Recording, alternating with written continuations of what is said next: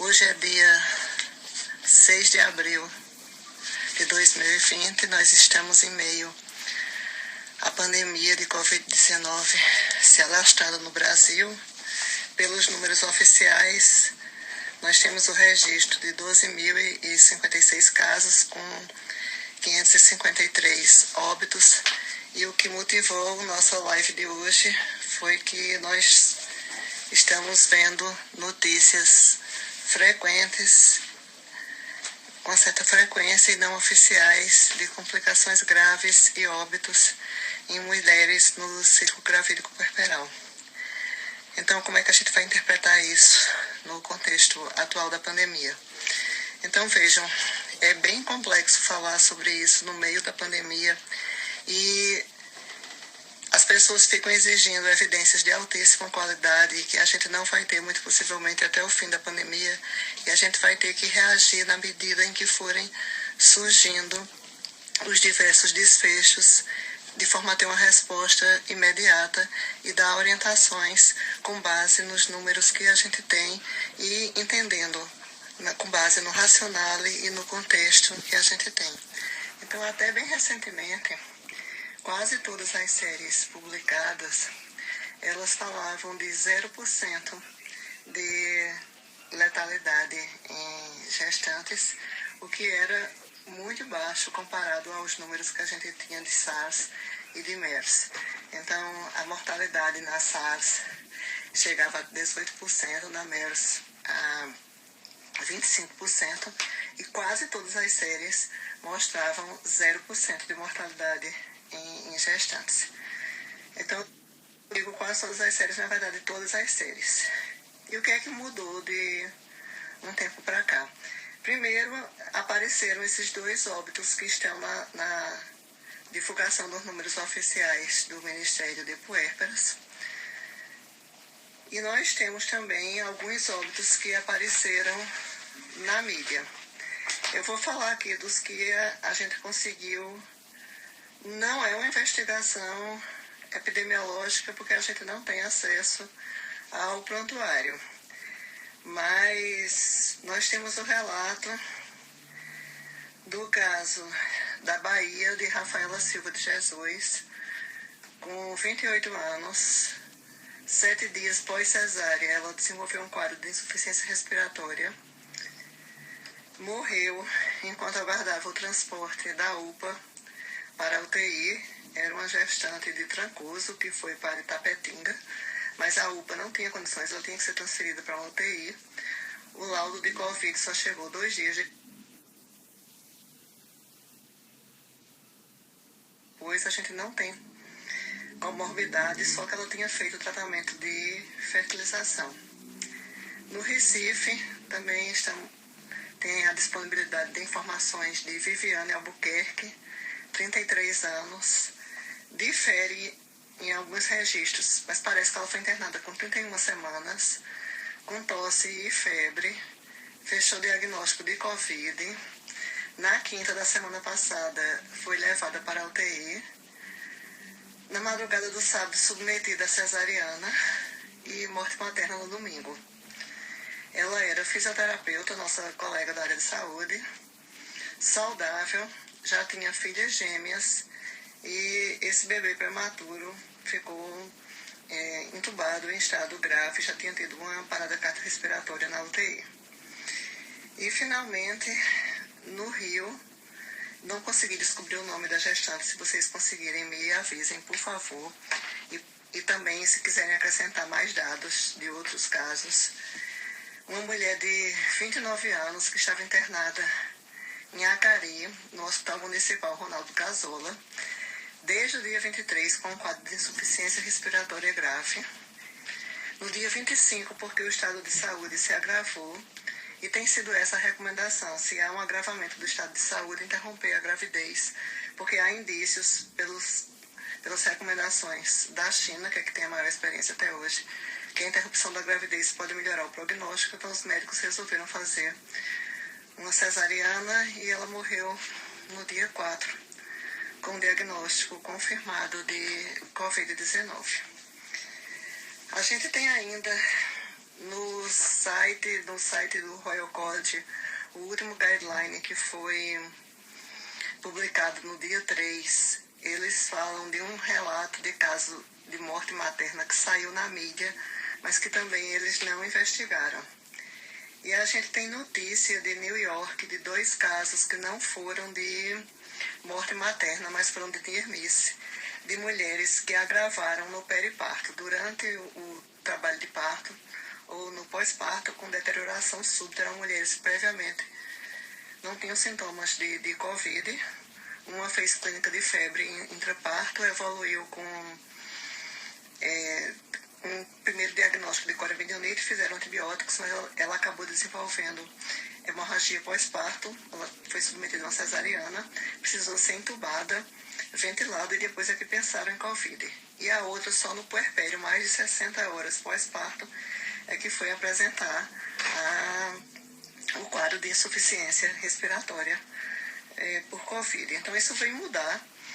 Ainda foram registradas 2 mortes maternas no Irã.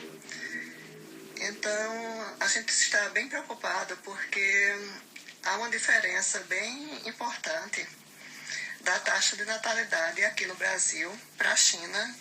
A política do filho único levou a uma diminuição muito importante da taxa de natalidade, mas China, Coreia do Sul, Japão e também os países europeus, a Itália, a Espanha, tem uma taxa de natalidade muito mais baixa do que a nossa.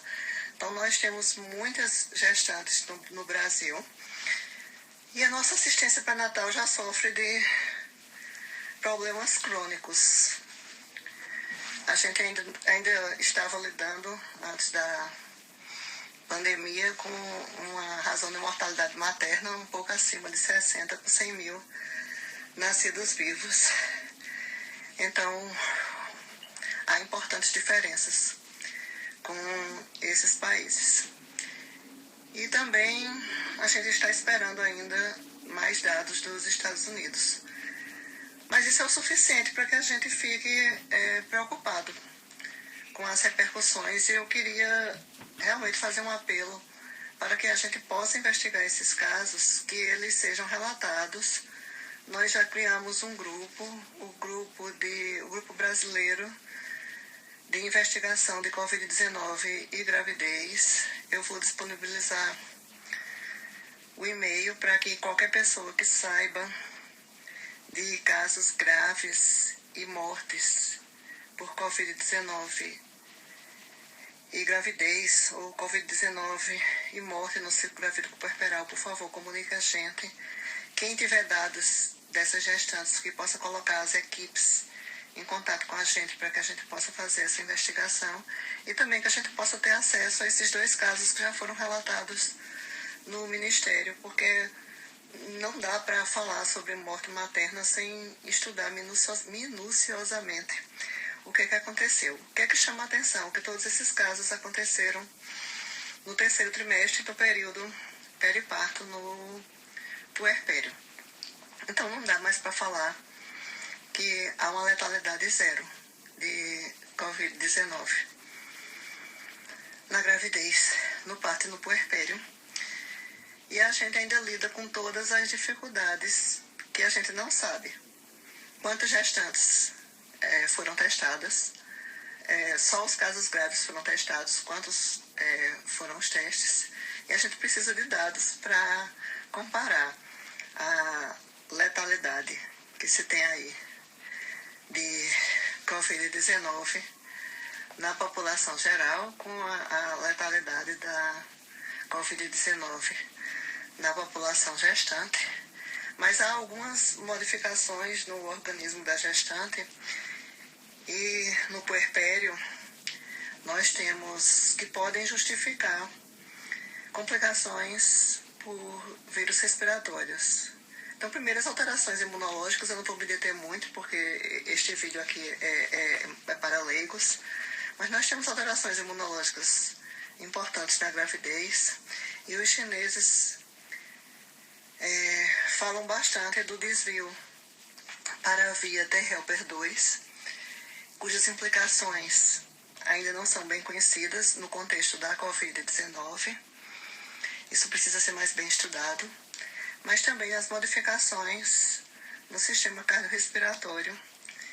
E isso poderia representar um aumento do risco de complicações respiratórias. Isso não está ainda bem estudado e a gente vai precisar estudar muito esses casos para a gente poder chegar a conclusões mais fidedignas. Por enquanto, aí vocês podem entrar com as perguntas, me falar sobre outros casos de que tiveram conhecimento, mas a gente tem que alertar todos os profissionais de saúde e alertar as gestantes, as puérperas, que com base no que se tem de evidência disponível até o momento, a gente tem que fazer algumas recomendações. Então eu acho que a primeira que eu tenho reforçado já há algum tempo é que quem é tentante, quem está pensando, por favor, não engravide, por vários motivos. Isso não é ideal no meio de uma pandemia. Essas complicações ainda não estão bem estudadas. Eu, particularmente, ainda não acredito em transmissão vertical. É uma incógnita. Na maioria das séries ela não foi demonstrada, mas isso precisa ser mais bem estudado. Tem alguns relatos que sugerem transmissão vertical. Mas, principalmente, para o sistema de saúde, nesse momento, a pessoa sair de casa, se mover para o sistema de saúde, se expor ao risco de contaminação e de disseminação da doença, não é uma boa. Mas para quem já está, então, evitar uma gravidez é importante e para isso a gente precisa ofertar serviços de contracepção para todas as mulheres e não suspender os serviços de contracepção.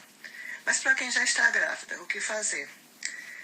Então tem que garantir a assistência pré-natal e isso implica que a gente não pode suspender os serviços de assistência pré-natal, como está acontecendo em alguns lugares. Tem me denunciado isso com certa frequência. O que se pode fazer para assistência pré-natal de baixo risco é realmente espaçar as consultas, evitar exames desnecessários, evitar exames fúteis, evitar exames desnecessários, tentar mostrar os resultados dos exames usando, por exemplo, o WhatsApp ou algumas outras estratégias de telemedicina e obrigatoriamente as mulheres que têm gestação de alto risco, elas têm que ter uma assistência pré-natal de muito boa qualidade.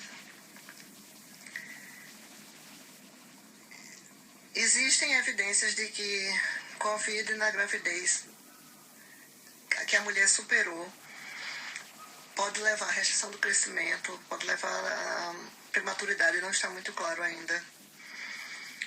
Se a prematuridade ela foi somente nos casos graves em que ela foi indicada nesse contexto, ou se existe um risco de trabalho de parto prematuro, mas também tem descrito a possibilidade de sofrimento fetal. E a gente tem que ter realmente um acompanhamento rigoroso do pré-natal e do parto dessas mulheres. Não, assim, na verdade, ecocardiograma fetal, ele nunca fez parte da rotina pré-natal do Ministério da Saúde. O que a gente recomenda neste momento é que seja seguida a rotina de assistência pré-natal, que já foi determinada pelo Ministério da Saúde. Isso não inclui a cardiografia fetal e, aliás, não inclui também a ultrassonografia morfológica de segundo trimestre. A gente tem que racionalizar os exames e investir nos exames que comprovadamente melhoram o prognóstico perinatal. Ultrassonografia na segunda metade da gravidez não está associada com melhora dos desfechos perinatais. Sim, a interrupção da gravidez, nos casos em que há um súbito agravamento, uma insuficiência respiratória, pelo menos nas séries chinesas, houve uma melhora do prognóstico quando se interrompia a gravidez. E alguns guidelines colocam as gestantes como grupo de risco. O nosso Ministério da Saúde é que colocou como grupos de risco gestantes e puérperas. Para as gestantes sem Covid-19, não tem nenhuma indicação de marcar procedimentos eletivos e cesarianas. Pelo contrário, a gente deveria evitar procedimentos desnecessários, procedimentos cirúrgicos que vão consumir EP, vão consumir a equipe, vão levar à internação por maior período. Então, realmente não tem nenhuma indicação de fazer cesariana nesse contexto. Uma consulta pré-natal precoce é aquela realizada dentro das primeiras 12 semanas. Os exames fundamentais são os exames que estão descritos na cartilha pré-natal de baixo risco do Ministério da Saúde, que foi publicada em 2012. Eu já falei em muitas outras lives que essa questão da doula, a gente está no contexto de uma pandemia. Eu espero que não precise que morra mais gente para vocês se convencerem que a gente tem que restringir o número de pessoas circulando dentro do hospital. Cada mulher, nesse momento, só vai ter um acompanhante.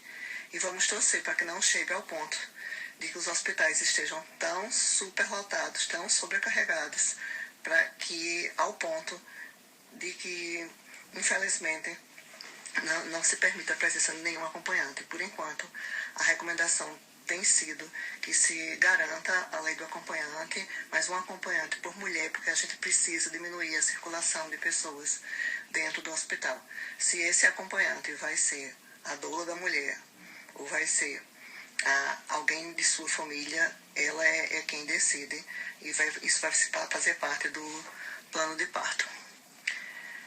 Sim, também há algumas dúvidas ainda sobre a fisiopatologia, porque além dessas alterações imunológicas, das alterações cardiorrespiratórias da gravidez, a gravidez também é um estado de hipercoagulabilidade, aumenta a coagulação, porque a mulher tem que se preparar para as perdas sanguíneas do parto. Se essa coagulação não estivesse aumentada, a gente não iria conseguir controlar o sangramento no parto.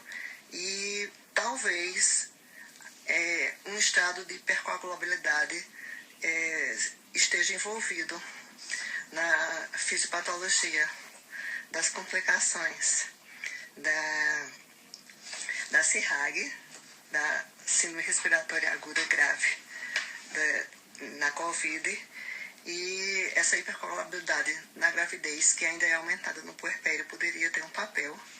E a cesariana, sim, realizada por motivos fúteis, também aumenta o risco de... Assim, toda cesariana vai aumentar o risco de eventos tromboembólicos. Então, uma gestante que tem uma imunidade já baixa e vai fazer uma cesariana, não estou falando das mulheres COVID positivo, estou falando de qualquer gestante. Então, não tem indicação de fazer uma cesariana para se antecipar o risco, porque, pelo contrário, a gente poderia estar aumentando o risco. Então, não tem condição de correr todo mundo para o hospital para fazer uma cesariana para prevenir o risco de Covid, quando você está se expondo mais ainda ao risco de Covid-19. Pelo Ministério da Saúde, ele colocou nesse último guideline, nesses últimos boletins, como de alto risco somente gestantes, como grupo de risco somente gestantes de alto risco.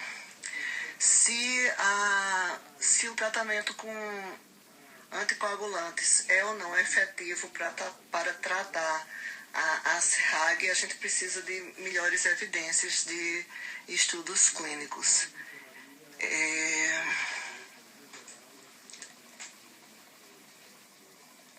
Na verdade, nesse contexto atual, em que o Brasil não oferece uma política pública de parto domiciliar, as mulheres não deveriam estar optando por parto domiciliar de desespero, só para evitar o parto no hospital, porque a mulher que ela escolhe ter um parto domiciliar, ela é muito diferente daquela que escolhe ter um parto hospitalar. Então a gente tem que saber se essa mulher ela está preparada para os eventos que podem acontecer no parto domiciliar, para que depois não fique uma relação muito tensa entre as equipes.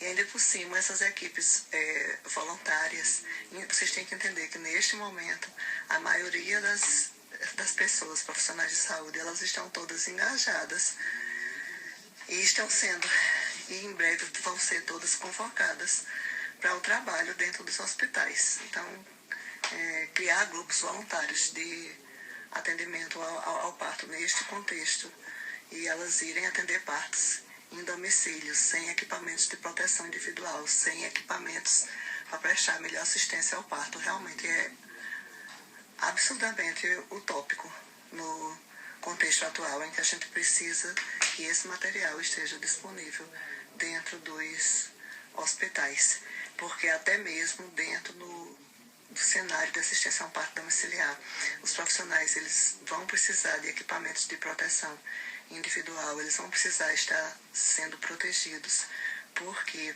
o risco de contaminação dos profissionais é muito alto. Os profissionais de saúde, nós estamos tombando.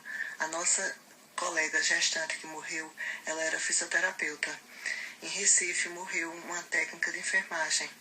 Em Natal, no Rio Grande do Norte, 37% dos acometidos por Covid são profissionais de saúde. Então, os profissionais de saúde estão sendo acometidos pela Covid e é nosso dever, nossa função também que a gente se proteja durante a epidemia para que a gente possa render mais e prestar atenção a mais e mais pessoas durante a epidemia. Gente, o objetivo dessa live de hoje é falar basicamente dessas complicações que estão acontecendo com gestantes, porque a gente já discutiu profundamente esse contexto de assistência ao parto da gestante, e na live de quarta-feira com o Ricardo a gente vai retornar a falar do contexto da assistência ao parto. Por enquanto, a gente tem que ter bom senso e não sair esperando que todo órgão formal faça uma recomendação de proibir isso ou aquilo para ter ideia de que a gente tem que restringir a circulação. Não se espere que as pessoas saiam de casa para disseminar o vírus, exceto se o serviço for essencial.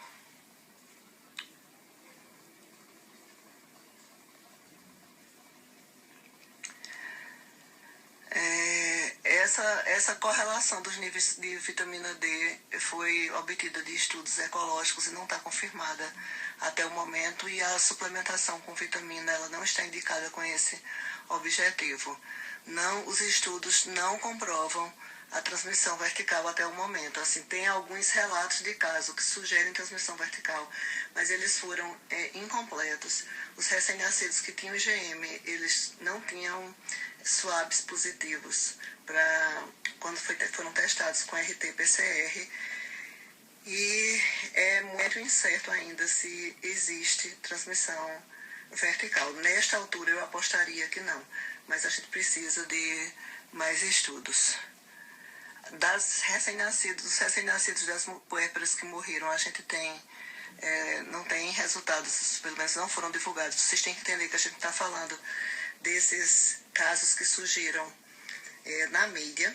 A gente está fazendo uma força-tarefa tentando investigar isso, tentando fazer com que isso chegue também ao Ministério da Saúde, para que a gente tenha acesso aos dados dessas duas puérperas que já estão na casuística do Ministério, na sede dos ministérios, e tentar investigar esses casos, porque esses casos são muito importantes. CIRAG é a síndrome respiratória aguda grave, que é a forma mais grave da Covid-19. No plano prático, a gente não tem condições, a gente já explicou isso algumas vezes. O Brasil não tem uma política pública de parto domiciliar. O que os guidelines de parteiras, a Associação Internacional de Parteiras, propõe é que nos países em que há uma estrutura de parto domiciliar, de casas de parto, que as gestantes privilegiem ter assistência ao parto nesses locais, porque eles estão integrados ao serviço de saúde. E essa estrutura ela não existe no Brasil e a gente não tem profissionais para deslocar para essas áreas e muito menos para fazer um trabalho voluntário quando eles estão trabalhando em outros locais.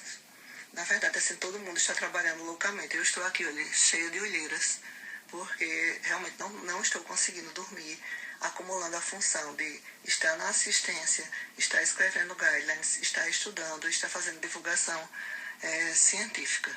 Então, realmente, em qualquer lugar, assim, alguém está me dizendo isso, o mínimo de gente possível circulando em qualquer lugar. Não, eu não vou... Deixa eu ver aqui. Não, vejam só, TOTG, durante a assistência pré-natal, a gente continua recomendando, mas o que muita gente já está se implementando em várias cidades, alguns postos têm lugar específico, reservado, isolado para gestantes escolherem, e os laboratórios já estão disponibilizando um local específico, isolado, para que as gestantes possam fazer a coleta. A alternativa, se isso não existe, é seguir o protocolo em situação de crise que já está descrito na Diretriz Nacional de Diabetes, liberada em 2017, que é sobre o diagnóstico de diabetes na gravidez.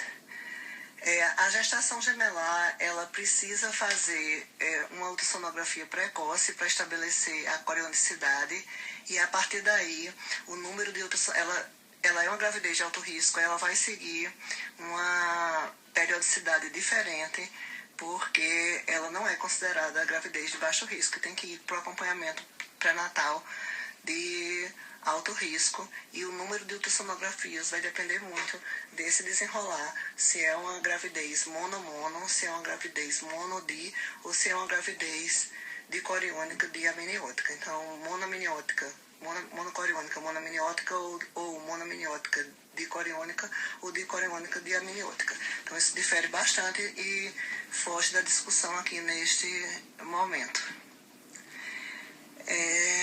Não, aí, na verdade, assim,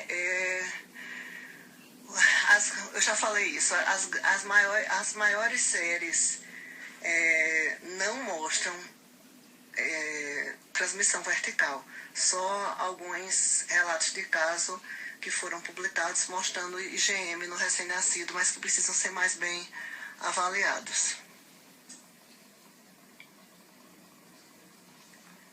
Eu estou vendo aqui as perguntas.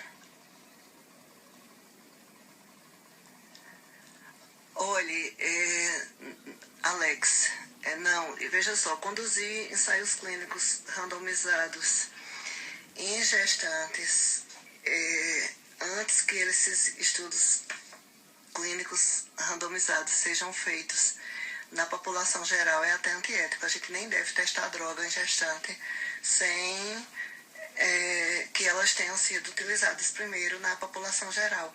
Então, o que nós estamos programando começar, tanto aqui em Campina Grande como em Recife, são estudos de coorte na população de mulheres no ciclo gravídico puerperal. Mas ensaios clínicos randomizados não, e no contexto da pandemia eles seriam eventualmente antiéticos.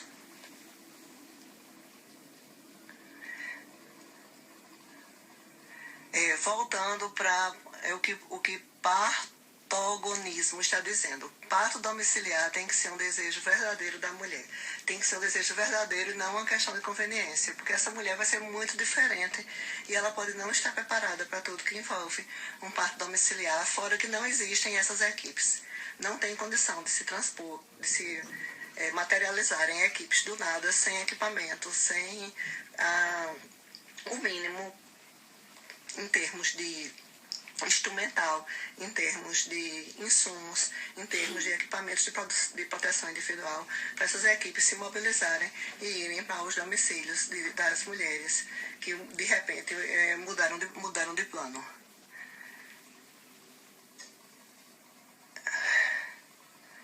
Olhem, as gestantes da área de saúde, elas deveriam ser afastadas. Na verdade, o que a gente está defendendo agora, e aí vamos entrar numa série de recomendações, é que todas se isolem, como a população geral deveria se isolar, e saiam somente para fazer as suas consultas e os exames pré-natais.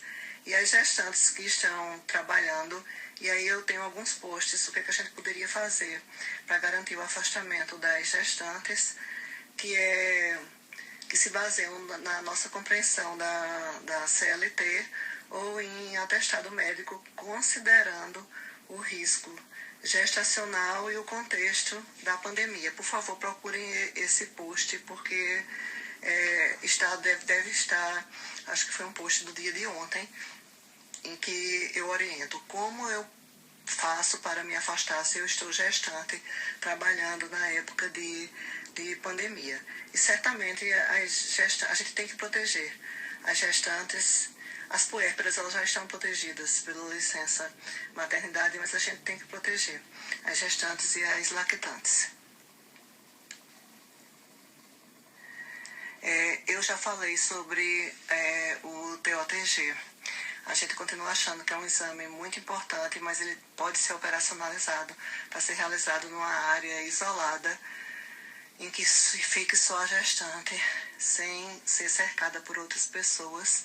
Se isso não for possível, ativar o protocolo mínimo que foi descrito na diretriz de 2017. Tem muitos critérios de alto risco e para isso a gente tem que seguir as diretrizes do Ministério, mas basicamente o risco ele pode ser pré-gestacional, o risco pode ser então as mulheres que já são cardiopatas, que já são diabéticas, que já são epilépticas, que têm colagenoses, que, por exemplo, que têm lúpus, que têm condições reumatológicas, que têm trombofilias, que têm, por exemplo, síndrome de anticorpo antifosfolípide, que têm epilepsia. As mulheres que têm comorbidades pré-existentes, elas são um grupo de risco e elas podem se tornar grupo de risco se elas venham a desenvolver alguma complicação durante a gestação. A minha recomendação para profissionais de saúde gestantes é que elas se afastem do trabalho, porque é um trabalho considerado insalubre. Eu já falei, eu acho que umas 5 vezes sobre esse TOTG, vou me poupar de responder. Nesse contexto aqui, sobre alta para todo mundo, a nossa recomendação tem sido de alta para todo mundo com 24 horas. Não tem sentido, neste momento, reter os recém-nascidos saudáveis dentro dos hospitais. Sim, se essas gestantes tinham comorbidades, eu estava querendo que vocês me ajudassem, porque eu não consegui detectar se elas tinham comorbidades, porque isso não é uma investigação epidemiológica, isso aqui foi o levantamento que eu fiz jogando Covid, gravidez, cesárea, puerpério no Google e procurando pelas manchetes dos principais periódicos, dos principais jornais neste período. O que a gente está querendo agora é investigar epidemiologicamente. Eu já fiz o alerta para o Comitê de Morte Materna local, para o Comitê de Morte Materna estadual. A gente faz um alerta nacional e adverte que nós criamos o Grupo Brasileiro de Estudo de Covid e Gravidez e a gente gostaria de receber informações que todo mundo pode mandar. Eu vou divulgar aqui o e-mail depois para divulgar informações sobre esses óbitos, principalmente porque eu já tenho contato com Rio e São Paulo, principalmente para esse óbito desta jovem de Trancoso, que foi transferida para Itapetinga, na Bahia, porque lá realmente eu não tenho contato nenhum. A nossa recomendação, a Moura DC, é que as visitas sejam proibidas. Não é proibir o acompanhante é diferente de visita. A puérpera ela pode ficar com um acompanhante, inclusive a maioria dos hospitais tem melhorado até a assistência, porque o acompanhante fica ajudando a tomar conta do bebê, ajudando nos cuidados com a puérpera e com o recém-nascido. Mas as visitas, elas precisam ser proibidas e vocês têm que entender que há 2 motivos. Primeiro, que as pessoas da família, os avós, os tios, as tias, os parentes, o irmãozinho, todas essas visitas, elas deveriam estar isoladas. A gente não entende que elas deveriam estar isoladas para manter o isolamento horizontal, que todo mundo deve estar isolado. Então, o que é que elas vão fazer dentro de um hospital, visitando uma puérpera e o seu bebê? Então, não tem condição de permitir visitas, primeiro por isso, porque se espera que essas pessoas estejam isoladas e que elas não entrem no hospital levando o vírus, nem se arrisquem a se contaminar com o vírus. E depois também porque a gente tem que restringir a circulação ao máximo dentro dos hospitais. Então não tem condição.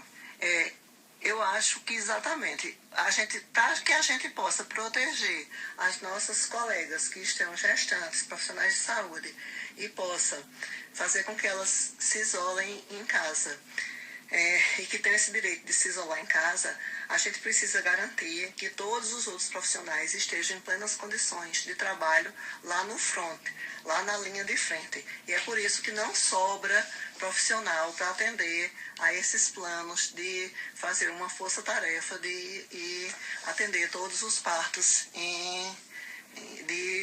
de gestantes que querem dentro do domicílio. Já está faltando gente dentro do hospital. Então vamos pelo menos garantir que quem está se expondo ao risco se proteja. As gestantes profissionais de saúde, certamente, elas precisam ser afastadas.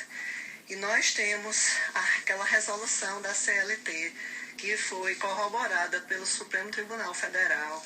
Em novembro do ano passado foi a decisão final, que independente do grau de insalubridade, as gestantes profissionais de saúde, elas devem ser afastadas da função insalubre.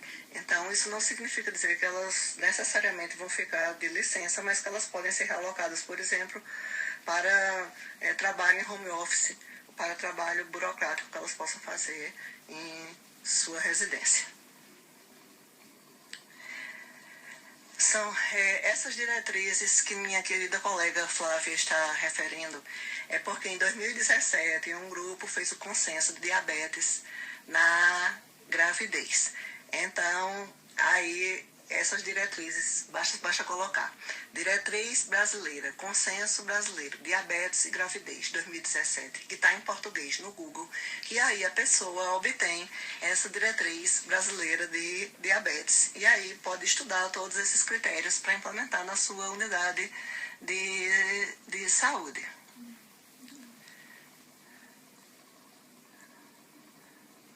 Sim, olha, isso aqui é muito importante, de Cris Farias. O recomendado é que toda pessoa seja checada, tipo uma pré-triagem, faça um checklist na porta de entrada da maternidade para saber se tem sintomas gripais. E pelo menos no ISEA, essa pré-triagem foi montada uma tenda logo antes da entrada do hospital, para sair só perguntando muito rapidamente por uma pessoa da enfermagem se a gestante ou puérpera, quem está lá procurando atendimento, se ela tem sintomas gripais. Se ela tem sintomas gripais, aí ela sai daquele grupo, nem entra no hospital e se dirige ao setor isolado para o atendimento de mulheres com Covid, que no caso a gente isolou o antigo centro de parto normal, que voltará um dia a ser centro de parto normal, mas por enquanto é o centro de atendimento a gestantes com Covid suspeita ou confirmada. E todo hospital deveria implementar esse sistema de lista de checagem para a gente poder afastar as gestantes com síndrome gripal daquelas que não têm síndrome gripal. E também o acompanhante, ele tem que passar pelo mesmo checklist. O acompanhante, ele tem que ser saudável, ele não pode estar com síndrome gripal, e ele também não pode pertencer a grupos de risco. Porque senão o que é que vai acontecer? Vai que o acompanhante um avô já passando dos 60 anos, que é obesa, hipertensa ou diabética, e esse acompanhante está se expondo, ou o acompanhante, na hora que ele era saudável, mas a mulher entrou em trabalho de parto e o acompanhante está com sintomas gripais. Esse acompanhante não pode nem sair de casa. Então tem que ter triagem das gestantes e tem que ter triagem dos acompanhantes. Eu já respondi essa história da glicose também, assim, várias vezes. Aí vocês, por favor, procurem a diretriz brasileira, Consenso Brasileiro de Diabetes na Gravidez de 2017.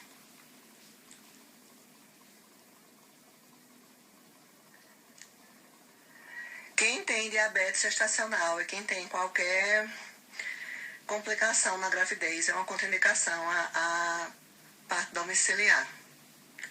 Eu não sei até quando essas recomendações irão, porque o curso exato da pandemia é imprevisível.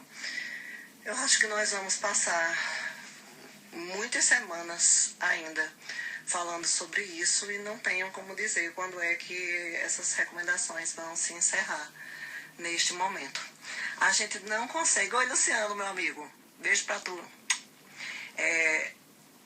Se existe algum perfil, a gente não consegue ainda detectar um perfil, porque são poucos casos. E como eu já disse, a gente está lidando ainda com informações que saíram na imprensa. A imprensa não diz assim exatamente idade gestacional em semanas de todo mundo, gesta para presença de comorbidades, não deixa isso muito claro. Aparentemente, nenhuma tinha comorbidade. A moça de João Pessoa, a moça de Recife, ela já tinha filhos, porque ela tinha gêmeas em casa e nasceu esse prematuro. A da Bahia, como ela tinha recorrido a os procedimentos de fertilização, eu presumo que era o primeiro filho. E a do Rio de Janeiro eu não tenho essa informação, então fica difícil fazer essa... Olha, a gente não tem... Vocês têm que entender que neste exato momento a gente não tem evidência de boa qualidade, porque as séries em gestantes, elas são bastante pequenas. Então, como as séries em gestantes são bastante pequenas, e eu acho que talvez isso vá se resolver com os estudos brasileiros, que vão certamente incluir um número maior de gestantes, porque aqui a gente tem gestantes para dar e para vender. Mas os números de gestantes nas séries publicadas, eu estava até revisando, tem um estudo chinês que reuniu o maior número de gestantes, que foi 55, e tem um estudo da OMS com várias gestantes, que tinha reunido 147 gestantes. Então, não tem um número enorme para a gente definir exatamente qual é a magnitude do risco em X morbidade, em X, Y ou Z. Então, a gente só parte do racionale de que qualquer morbidade relacionada vai levar a aumento do risco. Sim, nós precisaríamos, com certeza, isso eu concordo com você, Dayana. A gente tem que ter uma nota técnica do Ministério da Saúde muito mais ampla do que aquela nota técnica que saiu, que foi, digamos assim, muito reduzida, muito simplista, somente com recomendações assim genéricas, só sobre pré-natal e ligadura do cordão, e ainda sem se posicionar. A gente tem que ter recomendações mais sólidas do Ministério da Saúde, voltadas especificamente para o público gestante. Pronto, Instituto Maternae, você aproveita e você me ajuda a divulgar, porque as perguntas ficam muito se repetindo. Elaine, a gente está explicando. São casos muito... O número de casos ainda é muito pequeno. A gente achou o suficiente para lançar um alerta, porque é importante que os profissionais de saúde fiquem ligados que essas complicações parece que elas estão acontecendo no terceiro trimestre e no período periparto, mas a gente não pode traçar ainda um perfil dessas gestantes com complicações graves, porque o número é muito pequeno. Para isso, mais uma vez, eu peço que vocês me ajudem e que me comuniquem desses casos. Não é a mim especificamente, é ao grupo que está formado para estudar esses casos. E a gente vai divulgar uma postagem com o e-mail do grupo. Essa postagem não é para retirar, esse e-mail não é para retirar dúvidas, é para que vocês comuniquem casos graves e mortes aparentemente relacionadas com o Covid-2 na gravidez, parto ou puerpério, para que a gente possa ter o controle, e a gente reivindica que o Ministério da Saúde faça esse monitoramento, porque a gente precisa de assistência específica para esse público-alvo, assistência à mulher integral, incluindo o ciclo gravídico puerperal, e assistência ao recém-nascido. Realmente eu acho que não se estava tendo tanto cuidado com esse público específico até hoje. Eu vou deixar a live salva.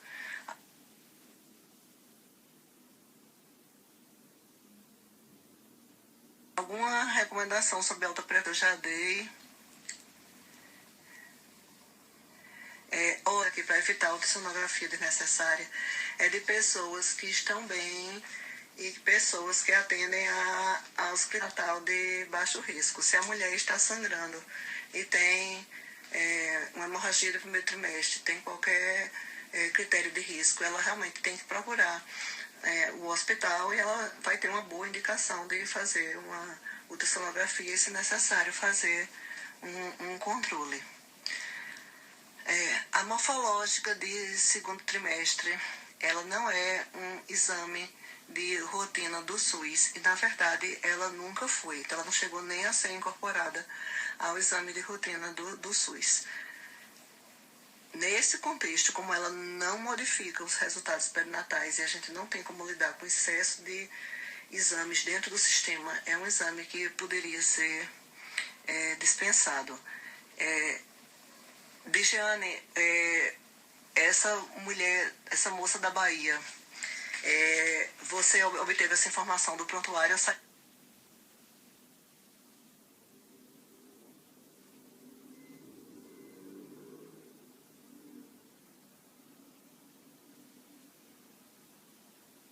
Da imprensa. Bom, eu não li, eu realmente abri todas as manchetes, mas não cheguei a ler se elas tinham...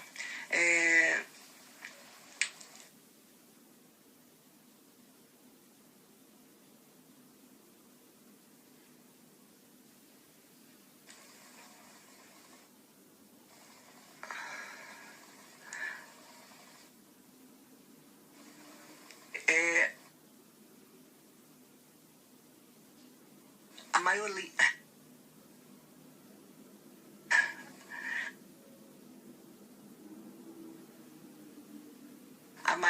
Beijo, Ricardo.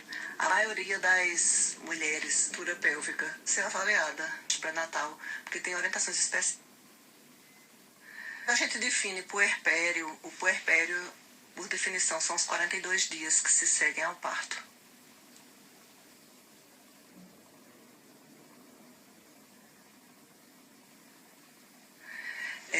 Eu já gravei um vídeo sobre paramentação e desparamentação, que em breve vai estar disponível para toda a população.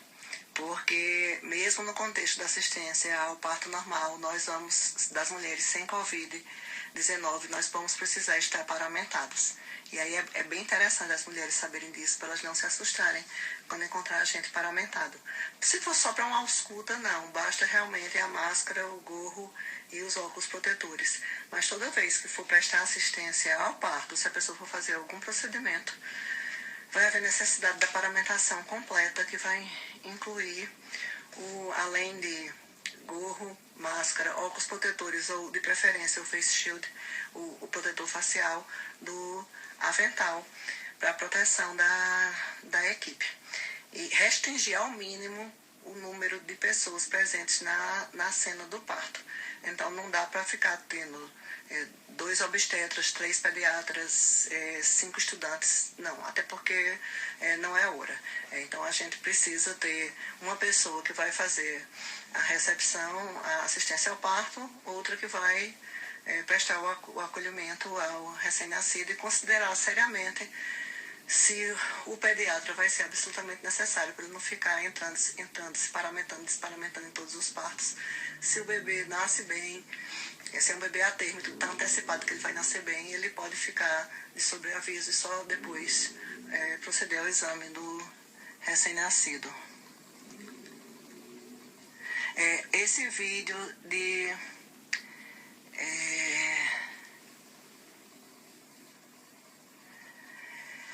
na verdade, o que a gente tem que considerar é que estima-se que 86% das pessoas que entram em contato com o vírus são assintomáticas.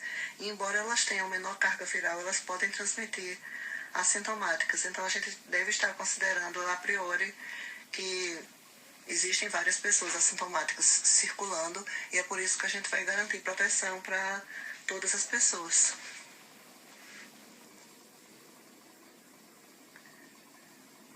Se o recém-nascido nasce bem da mulher com Covid-19, ele fica em alojamento conjunto junto com ela. Então, Covid-19, mãe bem e recém-nascido bem, ficam ambos em alojamento conjunto.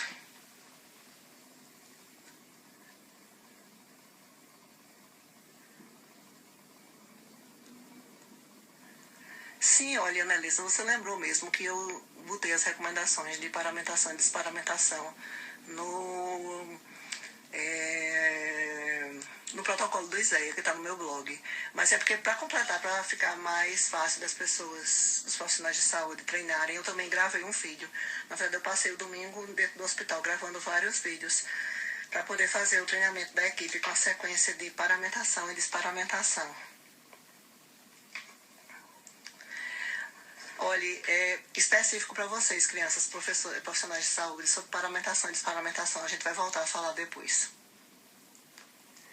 Os exames fundamentais no terceiro trimestre, até porque só faltam 3 minutos para a live se encerrar, são os exames descritos no Manual Pré-Natal do Ministério da Saúde.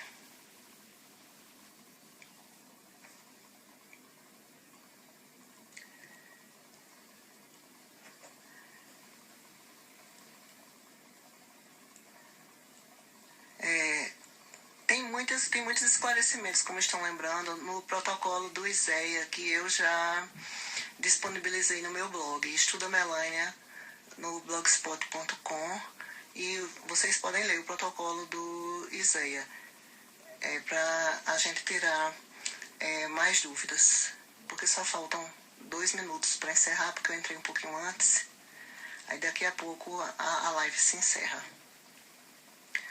Deixo a recomendação final de que, por favor, comuniquem todos esses casos de desfechos desfavoráveis. Não, síndrome vasovagal não é.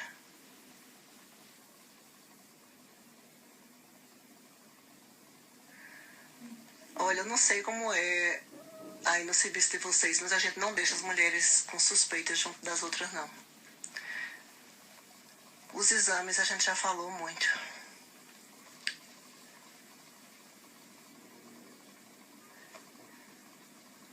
As diretrizes de 2019 e 2020, as diretrizes de 2019 aqui no Brasil foi para tratamento. A de diagnóstico foi a de 2017, para diabetes. E a ADA, na verdade, atualiza quase todos os anos, mas a diretriz que a gente está utilizando, que é bem parecida com da ADA, é diagnóstico 2017 e tratamento a de 2019. Deixa eu ver o que mais tem de pergunta. Olha, não tem motivo para suspender o alojamento conjunto, manter uma distância entre os... Mas se a gente vai deixar a própria mulher Covid, que está bem com bebês normais, tem que ficar se elas estiverem bem, em alojamento conjunto. amanhã não, quarta-feira, eu vou gravar uma live com o Ricardo Chaves, especificamente sobre esses aspectos de assistência ao parto e ao recém-nascido no contexto da pandemia. Então, aguardem por mais esclarecimentos. Hoje, só reforçando que foi para dar o alarme que parece estar acontecendo óbitos relacionados, aliás, estão acontecendo óbitos em mulheres no ciclo gravídico puerperal com Covid, e a gente não tem mais segurança para dizer que as grávidas não têm maior susceptibilidade. Então, haveria essa possibilidade de risco aumentado. Então, muito obrigada pela atenção e a gente vai encerrando por aqui. Voltaremos. Eu vou falar sobre contracepção amanhã no Instagram de The Intercept, e na quarta-feira vou falar em outra live aqui junto com o Ricardo Chaves sobre assistência ao parto e assistência ao recém-nascido no contexto da pandemia Covid-19. Aí preparem as perguntas, porque esses aspectos mais específicos a gente pode elaborar melhor. Beijo para todos e boa noite.